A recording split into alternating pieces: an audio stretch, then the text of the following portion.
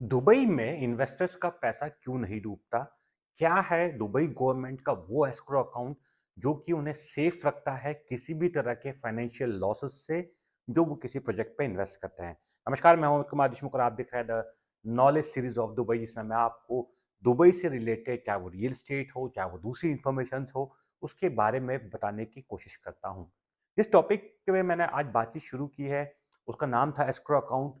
यदि आप दुबई से वाकिफ़ हैं तो आपको पता होगा कि ये एक ऐसा अकाउंट है कि जो दुबई गवर्नमेंट का जो रेरा डिपार्टमेंट है, वो उसको मैनेज करता है ताकि कोई भी इन्वेस्टर्स का पैसा ना फंसे। ये होता क्या है और उसमें क्यों पैसा नहीं फंसता?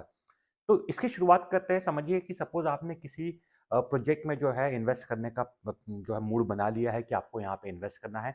डेवलपर जब भी वो प्रोजेक्ट शुरू करता है तो उसको उस पूरे प्रोजेक्ट का 30% जो है गवर्नमेंट को रेरा जो यहाँ पर है, हमारे यहाँ इंडिया में भी होती है, उसके एस्क्रो अकाउंट में जमा करवाना पड़ता है फॉर अ सिक्योरिटी पर्पज़ से।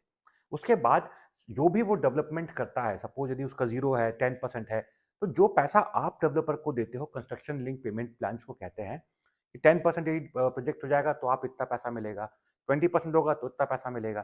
तो ये पैसा जो होता है, ये आप सीधे-सीधे डेवलपर को नहीं देते हो, ये पैसा पूरी तरह से जाता है एस्क्रो अकाउंट में, यानी कि गवर्नमेंट एजेंसीज़ के अकाउंट में ये पैसा जाता है। और जब गवर्नमेंट एजेंसीज़ ये सुनिश्चित कर लेती है कि डेवलपर ने यदि कहा है कि 20% हो गया है, तब जाके के वो इन्वेस्टर्स का पैसा जो है उनको रिलीज़ करती है।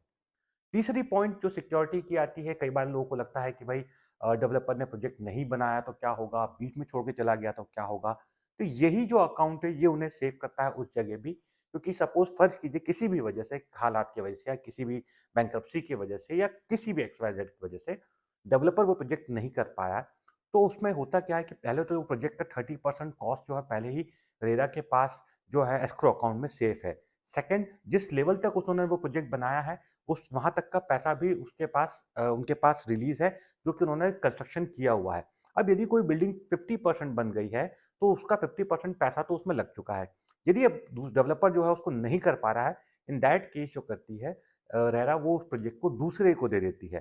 तो जो 50% जो ऑलरेडी बन चुका है पैसा जो मैंने लगाया है फ़र्ज़ कीजिए, वो तो वहाँ पे मैं दे चुका हूँ। तो अब मैं जो नेक्स्ट दूँगा वो 50% के लिए दूँगा।